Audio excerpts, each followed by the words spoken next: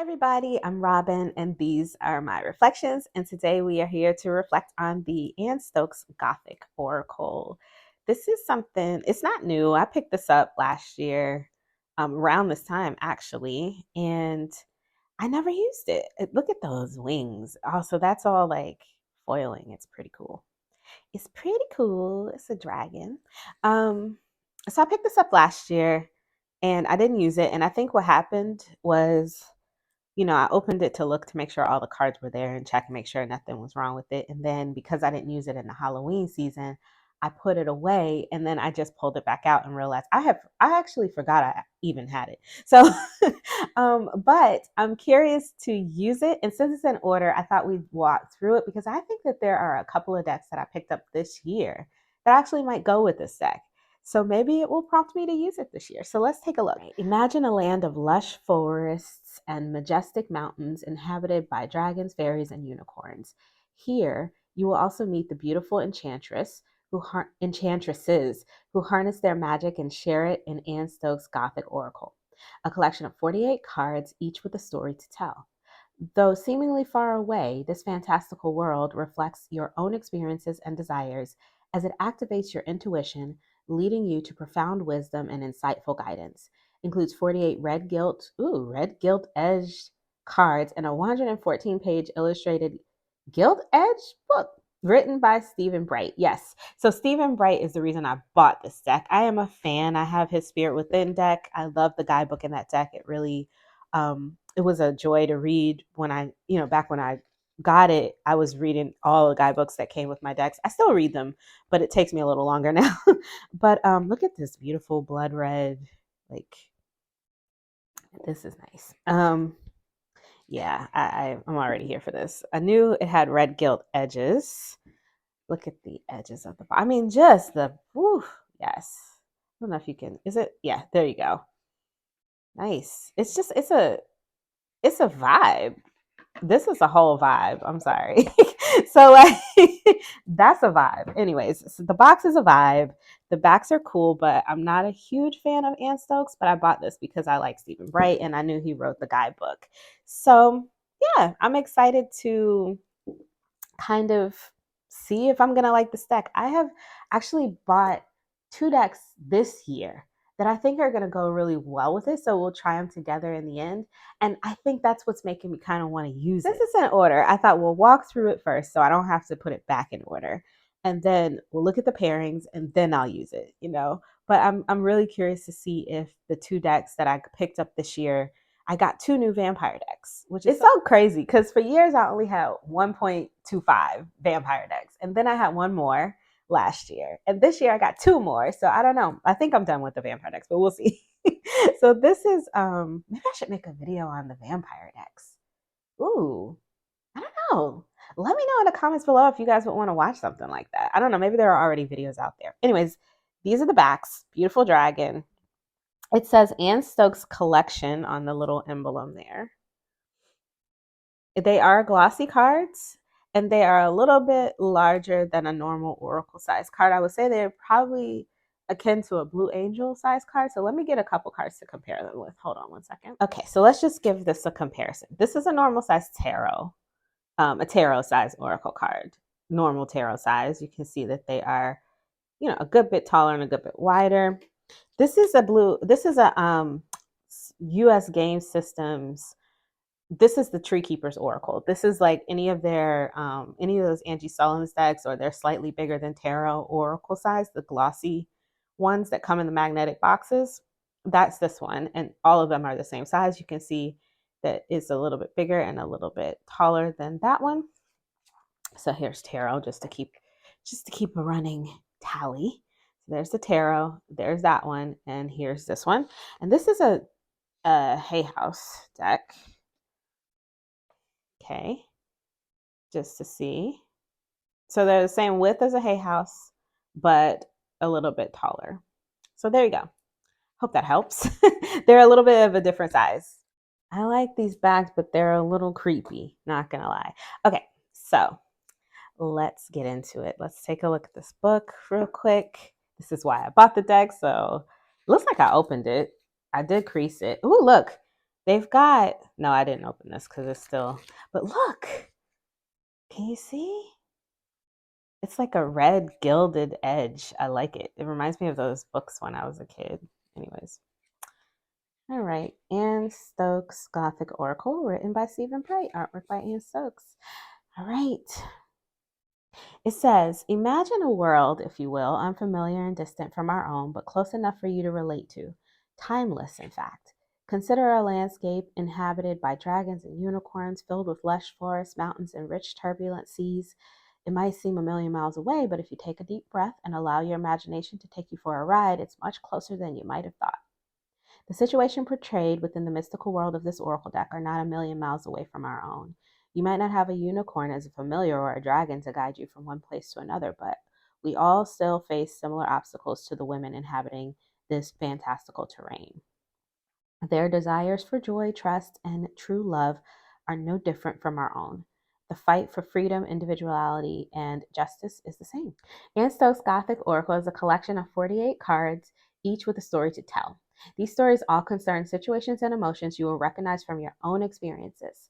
The Oracle can help answer the questions you might have about your personal and professional life, offering profound wisdom and useful guidance. When used often, the story of your life and those who play a part in it will mingle effortlessly with those in this deck. So that's good. It could be good for daily pulls, for clarifying, if that's the case. This is a section on reading for others, which is nice. Using spreads. Got some spreads up in here. And then card meanings and notes. And there's our author. There's Mr. Bright. We love him. And that's it. Yeah. So that's the book. Let's take a look at the cards. The cards don't have any keywords on them, but the guidebook does. So I'm just going to give you the keywords as we go along. So Angel Rose's keyword is perspective.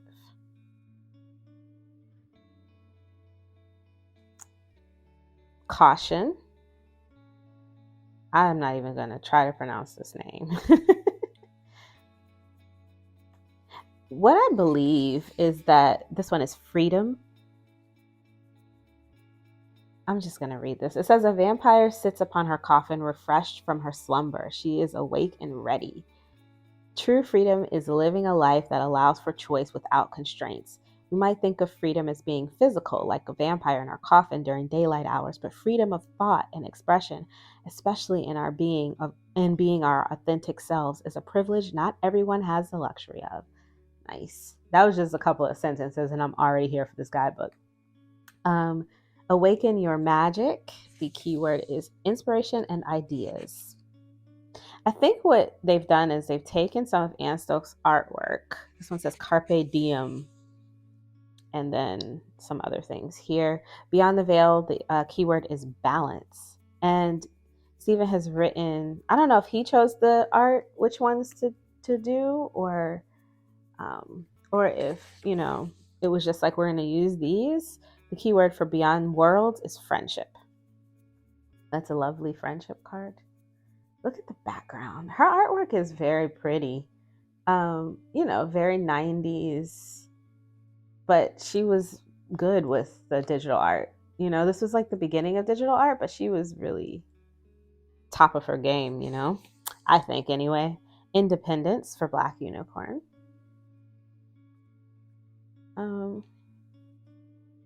But I like the write-up so far. Blood Moon, Opportunity.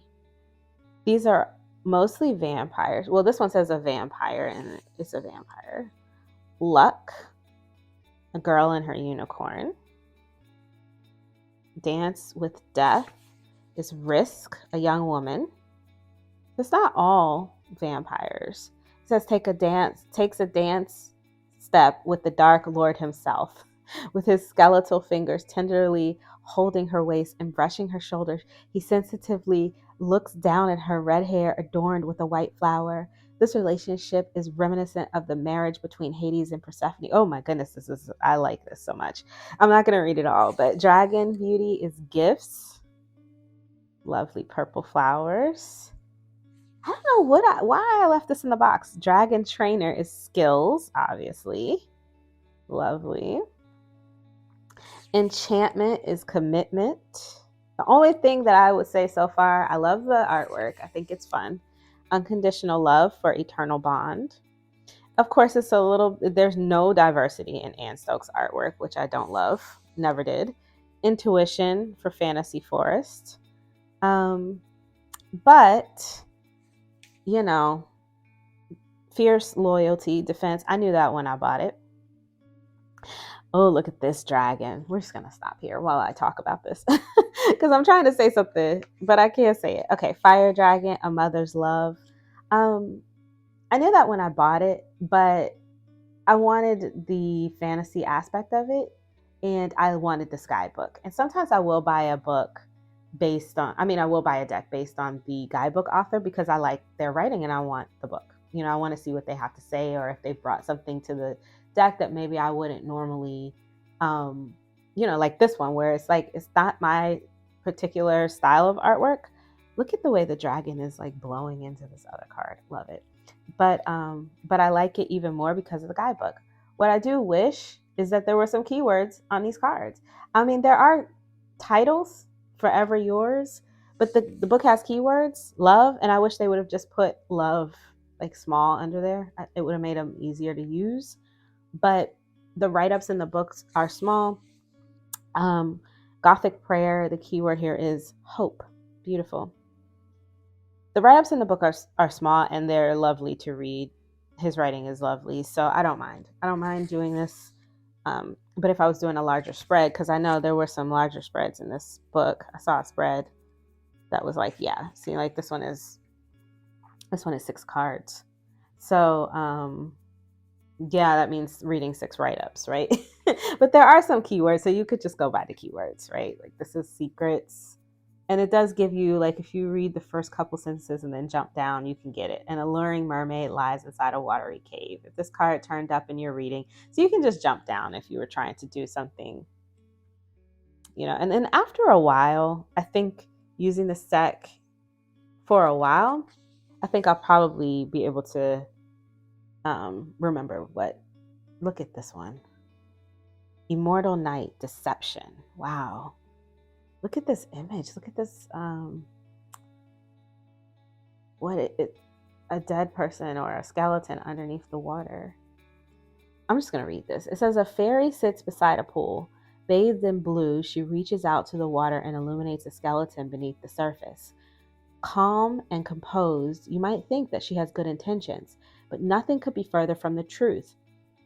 The faint image of a skull can be glimpsed in her wings if you look carefully. Oh, yeah, can you see it back there? Like the teeth is by her hips. It's so faint, I didn't even notice. Ooh, Stephen, he's good. Okay, so it says, this fairy is deadly. She is a symbol of both the seen and unseen. We can view only what she cares to show us. Her true intentions might be hidden. The skull, unrecognizable at first glance, represents what lies beneath. The motives of someone in your environment could be under question. Is a friend or colleague telling you something quite differently from what they truly believe? Does your intention suggest that you not trust the situation? Does your intuition suggest that you not trust the situation? If this card occurs into your reading, it could be a warning that deception is near or that someone is hiding something from you. This is time to do a little research before making any big commitments. When in shadow, Immortal Flight can describe the unfaithful, the dishonest, or those intending to compromise or mislead you. This could be also you being dishonest with yourself if you're reading for a question about yourself, hiding things from yourself. This is like, Anyways, courage is the next one, inner strength. I like the dragons. I don't know if I have any dragon stuff around here. Endings. Oh, I do have that little dragon veggie dragons deck. Endings for Lifeblood. She's looking like death. Like the death card, right? Some of these are reminding me of death card. Like this is reminding me of the strength card, the death card, the moon card. So this one is clarity. The hermit card. Okay. Lost soul is loss.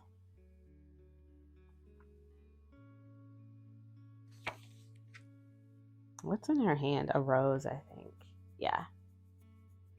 I like that the cards are bigger because I can see the artwork really well. I had the tarot of this when I was younger. Medusa is justice. And I didn't like it because I couldn't see it was small. It had a lot big borders on it, I think. I can't remember now. It's been some years. Moonstone, healing. Beautiful. Can you see him or her? I guess these are women. These are, could be a guy.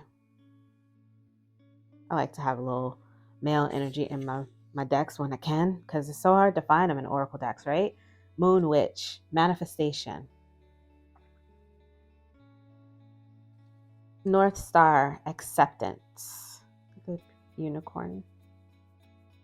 Only love remains. This one is memories. Oh, this is sad. But I mean, you know, it's the circle of life, being left. What it means to be the one left behind, right? Owl messenger, communication. I love owls, and I think Anne Stokes does such a great job. Anne Stokes and Lisa Parker, they illustrate owls very beautifully. Phoenix rising, new beginnings. Look at her hands. Look at her hands. They kind of mimic the phoenix's talons there. Look at the light. Oh, it's lovely. Power of 3. I just finished saying I'm not here for Anne Stokes artwork, but that I can't deny that's gorgeous.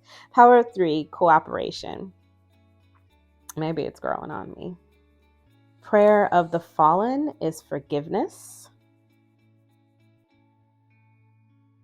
The raven is shape shifting. I'm liking all these keywords. I think they're going to be fun to use around this time of year.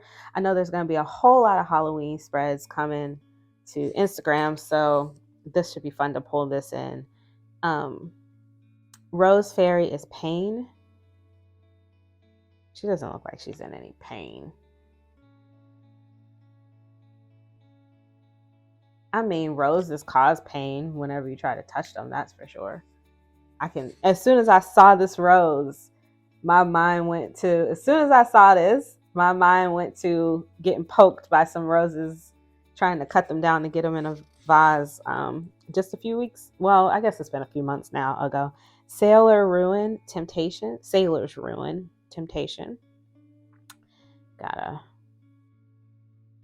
What are these called? Not muses. The ones that, a siren. Serpent's spell, the shadow self. Here's Medusa again. She shows up again. Silver back, respect.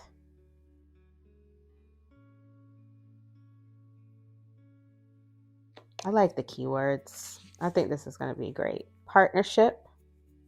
This is going to be great for clarification readings, clarifying readings during this time when I want to use spookier decks. It definitely goes along with it. Or even when I want to use regular decks, I think this is going to be great for clarifying readings. Time is Summon the Reaper.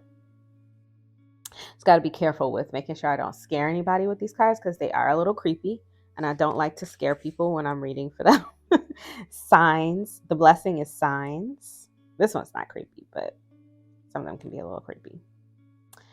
Summoning is creativity, but I'll definitely be using them for myself for sure, and people who like creepy things. The truth is honesty. That makes sense. Very easy to remember. Another unicorn. The wish is desire. Hang on one second. I just want to check the other unicorn because I feel like this image is very similar to the last unicorn I saw. Oh no. No, they're different. Different people, different backgrounds. Very similar looking unicorn though, right? Like with the horn going off into the, this one has like Aurora Borealis in the background, that one the full moon. Okay. All right, fine. It's not the same. All right. So the wish. What was the wish again? Desire.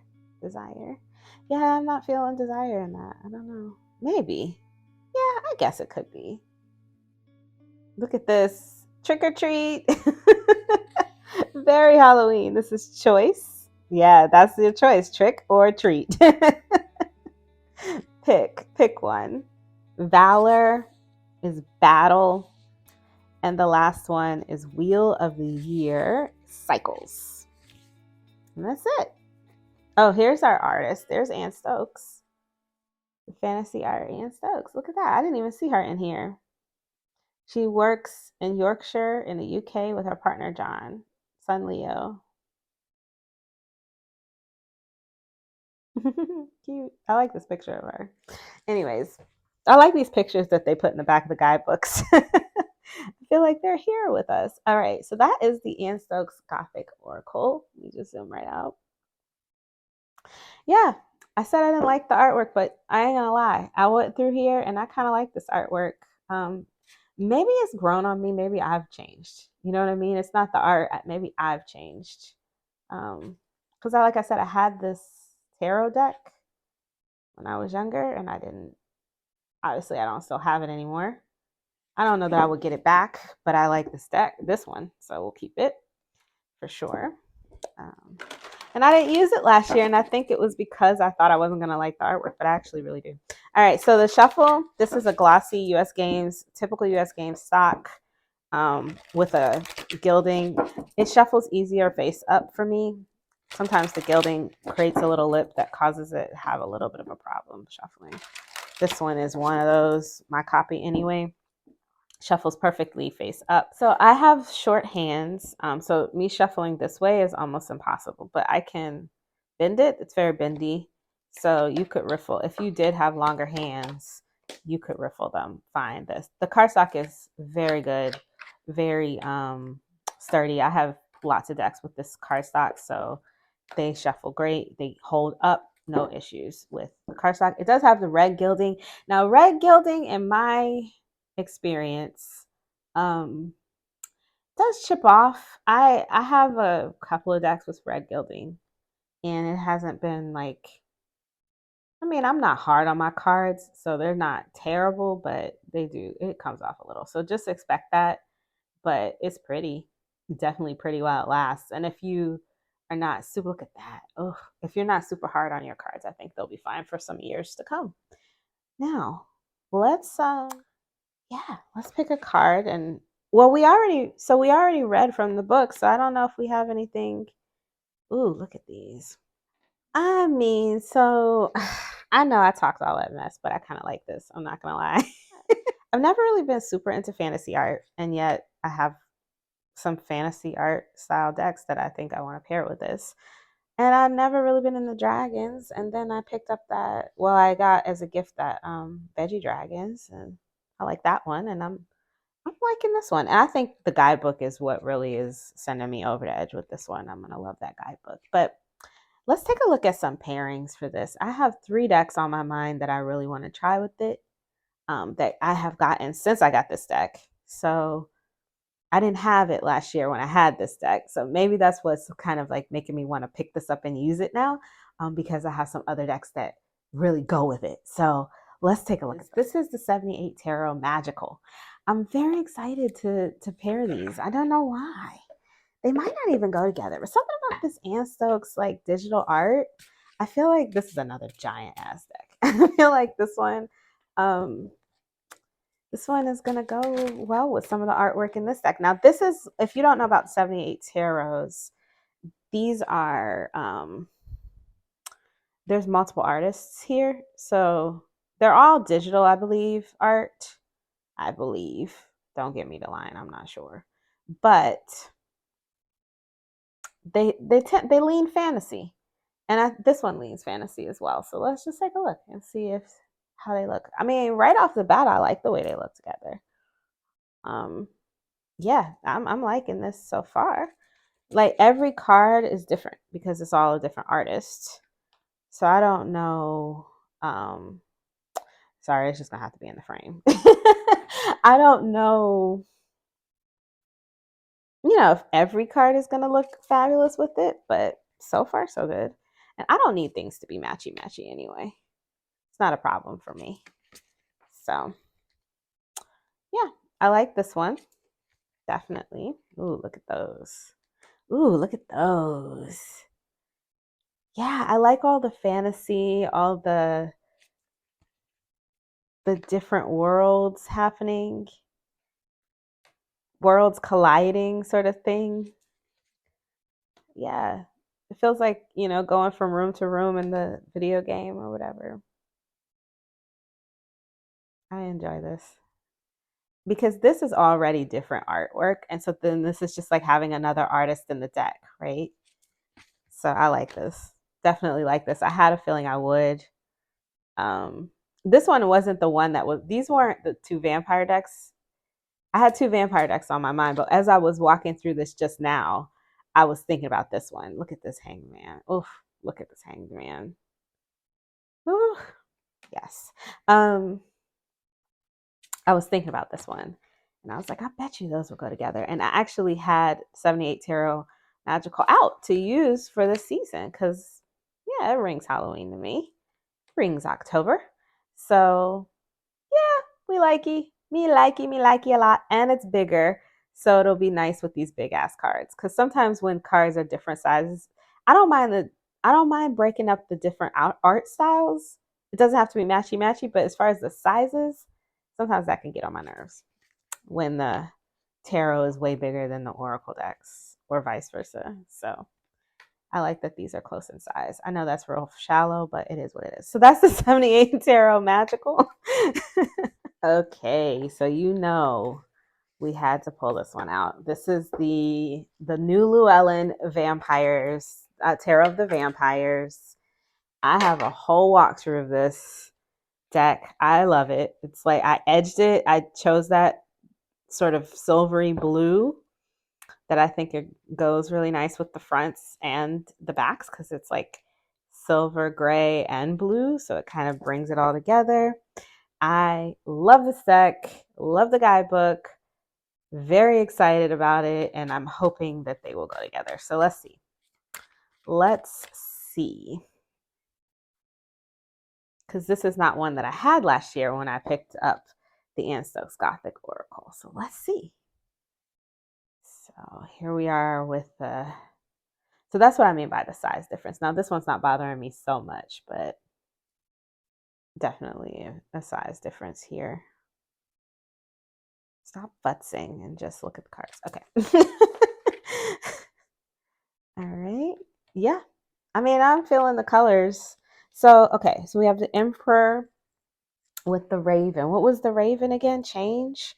Let me look. Hang on. It's in alphabetical order, so it's easy to find. Shape shifting. It was shape shifting, not change. So the Emperor was shape shifting and the Four of Cups. Ooh. So if you're thinking about like hidden cities and hidden worlds and deception and all that kind of stuff that happens in these like hidden worlds, right? Where the vampires live and the ravens supposedly come from and this chick with these black wings and stuff probably lives in that space too. Um Shape shifting with the Four of Cups is an interesting combination because you're talking about this Four of Cups is like, okay, I'm satisfied, but what more is out there for me? I want to be out there, even though I should stay in here and be good. I really want to be out there. And then it's like, okay, so are you going to stay here or are you going to go out there and then pretend that you've been here the whole time? Will you be a shapeshifter to people that are looking at you where you're doing one thing and not doing the other? Not showing them the other side of you. Yeah.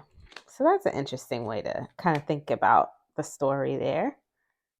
These could be cool for storytelling or writing or something like that.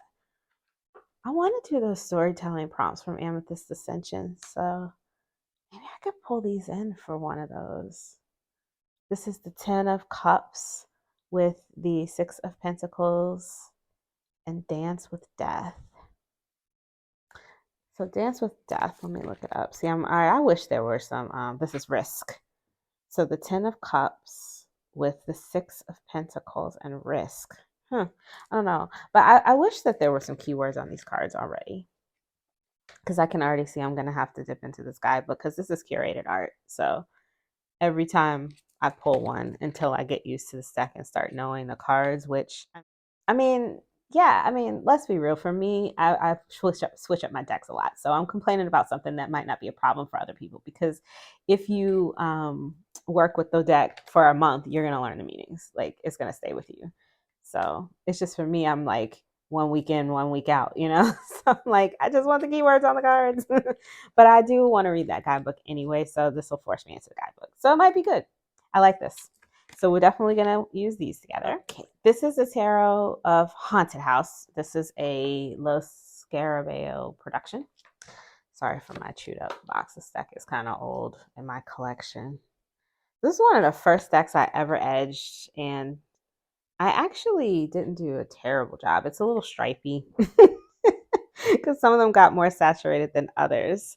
And I also completely destroyed my sun card because the blue ran over onto it and then it like stained it, which was my favorite card in the deck, and still is. I don't care. It is what it is. But it has a little more blue in it than it should. There is some blue mixed in there anyway. But anyways, so yeah, let's take a look at this one. This is my 0.5 vampire deck because one of the suits is vampires. So when I said I had 1.5, this is the 0.25. I'm sorry, 0.25. I like the look of this one too. So yeah, I didn't think this one was gonna go that well together, but I actually, yeah, they feel like they're in the same world, this one. These, right? Somehow, even though she's in one house and these are in different spaces, somehow they feel like they could exist in the same space. Or maybe this is all happening in different places in this big ass house she's running around in. I don't know. I like this. Four of Cups with Gothic prayer and the devil. Wow. Yeah, I definitely like this one. So this is Death with Serpent Spell and the Nine of Cups. What is Serpent Spell? Let's see.